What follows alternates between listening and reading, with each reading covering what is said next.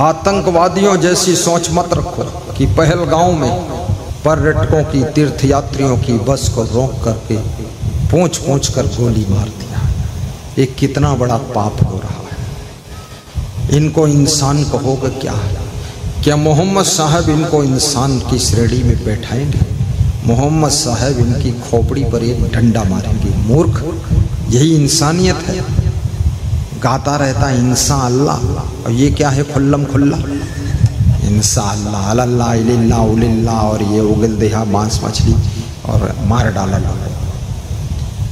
ये भी बहुत बड़ी समस्या कितने उपद्रवी लोगों के माइंड में घुसी हुई है कि केवल मेरे मजहब के लोग धरती पर रहेंगे और कोई नहीं रहेगा।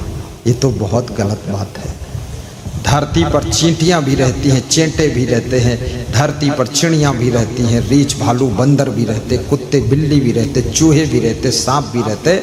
याद रखना, आइंस्टीन नाम के वैज्ञानिक ने कहा है जिस दिन मधुमक्खियां खत्म हो जाएंगी उसी दिन मनुष्य की उम्र 5 वर्ष से ज्यादा नहीं रहेगी, मनुष्य भी खत्म हो जाएगा। और मधुमक्खियां क्या चीज प्रदान करती हैं ये तो मुझे पता नहीं, लेकिन जीवनी शक्ति को मधुमक्खियां हमारे आप के लिए प्रेषित करती है और उससे हम लंबी उम्र जी लेते हैं। आइंस्टीन वैज्ञानिक का रिसर्च है कि मधुमक्खी जिस दिन धरती से खत्म हो जाएगी उस दिन आदमी 5 साल के बाद खत्म हो जाएगा।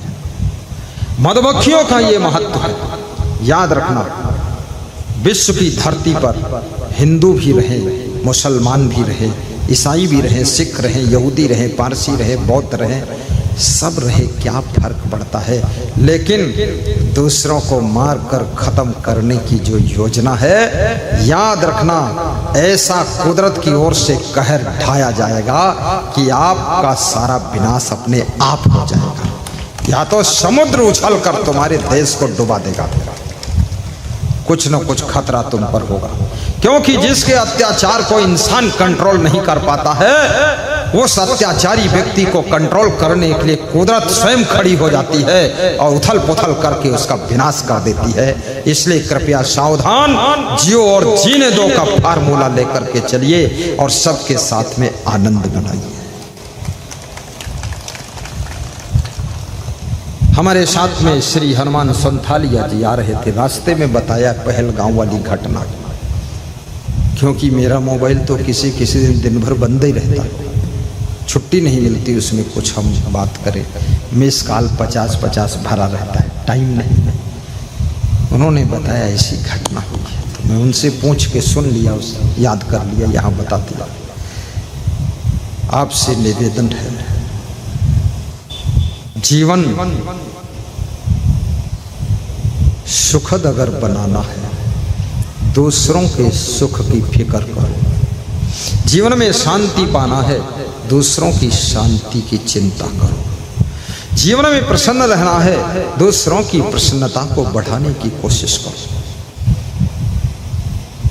पुत्र अगर चाहता है मैं प्रसन्नता से जीवन जीऊं, तो एक ही काम करे कि माता पिता मेरे कैसे प्रसन्न रहेंगे, इस फार्मूले का प्रयोग करे तो पुत्र की प्रसन्नता अछूट रहेगी, कभी मिटेगी नहीं।